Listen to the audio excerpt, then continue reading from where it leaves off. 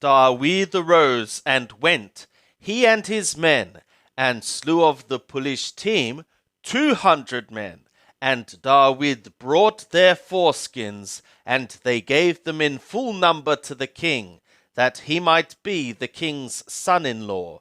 And Shaul gave him Michal his daughter for a woman. And Shaul saw and knew that Yahweh was with David, and Michal, Shaul's daughter, loved him. And Shaul was yet the more afraid of David, and Shaul was David's enemy continually. Then the princes of the Pelishtim went forth, and it was, as often as they went forth, that David behaved himself more wisely than all the servants of Shaul, so that his name was much esteemed.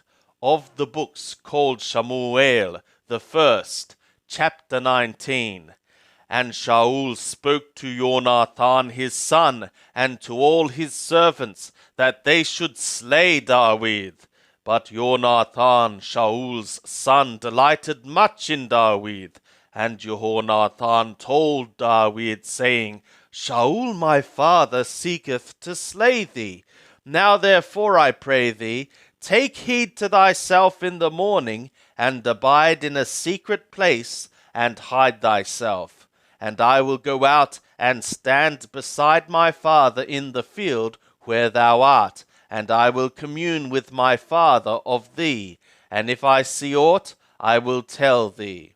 And Jonathan spoke good of David to Shaul his father, and said to him, Let not the king sin against his servant, against David, because he hath not sinned against thee, and because his works have been very good toward thee. For he put his soul in his hand, and smote the Pelishtim, and Yahweh wrought a great salvation for all Israel. Thou sawest it, and didst rejoice. For what reason then wilt thou sin against innocent blood, to slay David without a cause?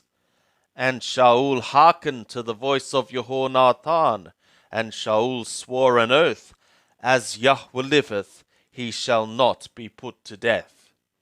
And Jonathan called David, and Jonathan showed him all those things. And Jonathan brought David to Shaul, and he was in his presence as beforetime. And there was war again, and David went out and fought with the Pelishtim, and slew them with a great slaughter, and they fled before him. And an evil spirit from Yahweh was upon Shaul, as he sat in his house with his spear in his hand, and David was strumming with his hand. And Shaul sought to smite David, even to the wall, with the spear, but he slipped away out of Shaul's presence, and he smote the spear into the wall, and David fled, and escaped that night. And Shaul sent messengers to David's house, to watch him, and to slay him in the morning. And Michal, David's woman, told him, saying, If thou save not thy soul tonight, tomorrow thou wilt be slain. So Michal let David down through the window, and he went and fled and escaped. And Michal took the teraphim, and laid them in the bed, and put a pillow of goat's hair at the head thereof, and covered it with the clothes. And when Shaul sent messengers to take David, she said, He is sick. And Shaul sent the messengers to see David, saying, Bring him up to me in the bed, that I may slay him. And when the messengers came in, behold, the teraphim were in the bed, with the pillow of goat's hair at the head thereof. And Shaul said to Michal, Why hast thou deceived me thus, and let my enemy go, so that he is escaped? And Michal answered Shaul, He said to me, Let me go. Why should I kill thee? Now David fled and escaped, and came to Shamuel, to the Ramah, and told him all that Shaul had done to him. And he and Shemuel went and dwelt at Naoth. And it was told Shaul, saying, Behold, David is at Naoth in the Ramah. And Shaul sent messengers to take David. And when they saw the company of the prophets prophesying, and Shemuel standing as head over them, the Spirit of God became upon the messengers of Shaul, and they also prophesied.